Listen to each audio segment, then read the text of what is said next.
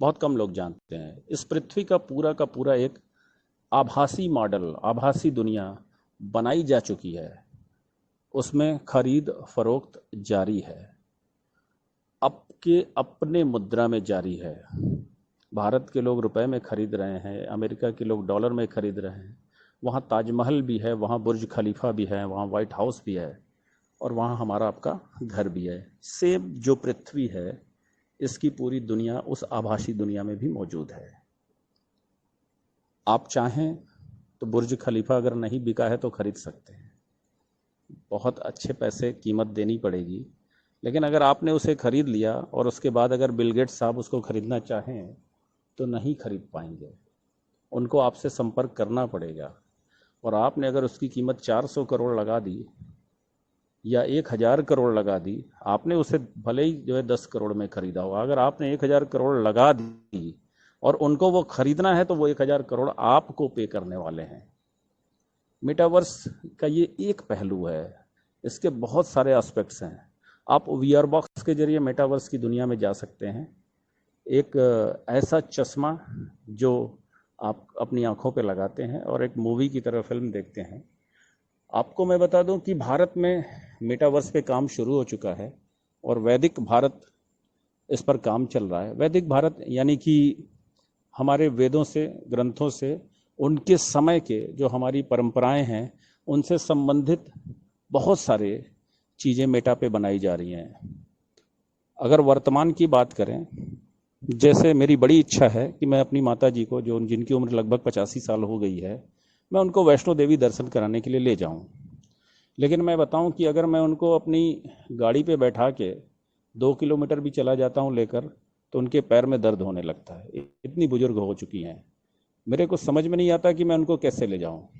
लेकिन अगर मैं वीआर बॉक्स में प्रोग्रामिंग जो मेटा पे हुई रहेगी, उनको अगर मैं चश्मा लगा दूं और वीआर बॉक्स में प्रोग्राम चला दूं, तो वो 3D वर्जन में इस कदर चलेगा कि उनको ये लगेगा ही नहीं कि वो अपने घर में है। एकदम महसूस नहीं होगा। उनको लगेगा कि हम वैष्णो देवी की पहाड़ की चढ़ाई भी कर रहे हैं, दर्शन करने के लिए भी जा रहे हैं। अगल बगल मेरे जो लोग हैं उनको एकदम जीवंत लगेंगे, महसूस होंगे। ये है मेटावर्स की दुनिया। एक और एस्पेक्ट्स की बात करें, मान लीजिए सलीम सर वर्धा में कोई सेमिनार आयोजित कर रहे हैं और उसमें उन्होंने मुझे बुला रखा है कि सर आप चीफ गेस्ट हैं, आपको आना है, और इत्तेफाक से कोई वजह ऐसा हो जाता है कि मैं नहीं आ पाता हूँ, तो मैं मेटावर्स की टेक्नोलॉजी से केवल इतना जानूंगा उनसे कि वहाँ मंच कितने बाई कितने का बना है।